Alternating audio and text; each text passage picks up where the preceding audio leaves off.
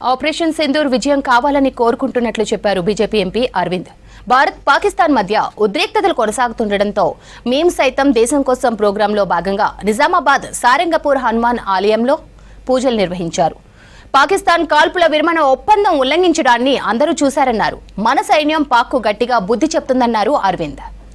టెర్రరిస్టుల పహల్గాం దాడి, అందులో భారతీయులు 25 మంది ప్రాణాలు కోల్పోవటం, ఒక నేపాలీ సిటిజన్ ప్రాణాలు కోల్పోవటం, ఆ తర్వాత ఆపరేషన్ సింధూర్ పేరిట జరుగుతున్న ఈ యుద్ధంలో పాల్గొంటున్న ప్రతి సైనికుని ఆరోగ్యం కోసం అన్ని రకాలుగా దేవుడు వాళ్ళని కాపాడాలని, ప్రాణాలు కోల్పోయిన వీర సైనికులు ఆత్మకి శాంతి కలగాలని, త్వరలో ఈ సమస్యకి పర్మనెంట్ పరిష్కారం దొరకాలని, ఈ టెర్రరిస్ట్ సమస్యకి భారతదేశం యొక్క రానున్న కాలంలో పురోగతికి, అందరి మంచి భవిష్యత్తుకి, భారతీయుల భవిష్యత్తుకి మనం సైతం దేశం కోసం అన్న కార్యక్రమంలో పాల్గొనడం జరిగింది.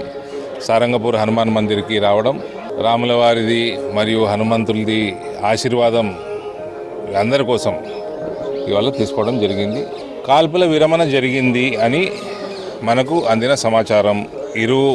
బోత్ ద గవర్నమెంట్స్, అమెరికా రాష్ట్రపతి కూడా, ట్రంప్ కూడా ట్వీట్ చేసిన పరిస్థితి, మన ప్రభుత్వము కూడా దాన్ని కన్ఫర్మ్ చేసింది. పాకిస్తాన్ సైడ్ నుంచి కూడా కన్ఫర్మేషన్ ఉంది.